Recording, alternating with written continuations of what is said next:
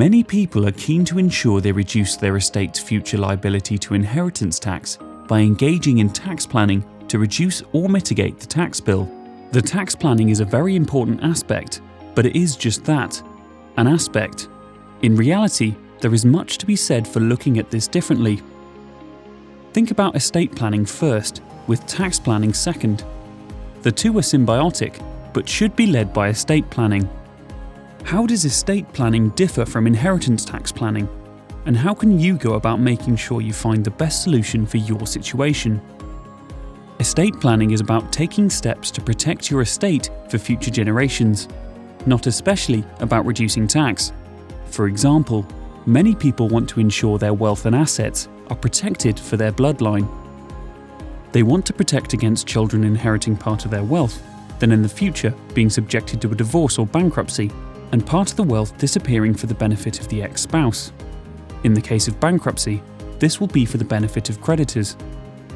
Making plans today to ensure wealth and assets remain in the bloodline and future inheritors are themselves protected is an example of estate planning.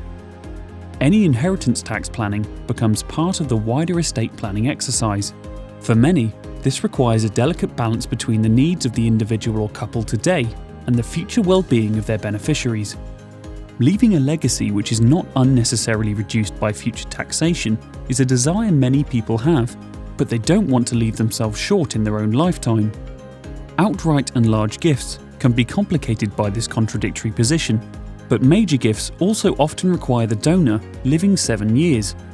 Then there may be reservations about when an individual is comfortable for their offspring or beneficiaries to receive the gift.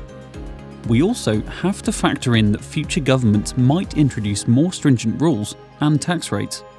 It's a complex position, but the good news is there are ways to plan for inheritance tax, which can deal with most, possibly all of these factors.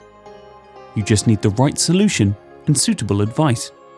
There are inheritance tax exemptions and allowances.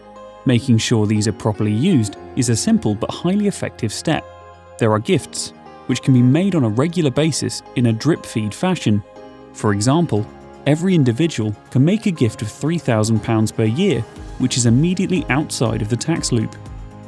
There are investment schemes, such as the Enterprise Investment Scheme, where the value of the invested sum is outside of an estate for inheritance tax purposes after just 2 years. Which of these or other possible tax-saving options work best for you will be dependent on your circumstances and wider estate planning. How you use these will be subject to a skilled appraisal of your situation, aligned to your wishes.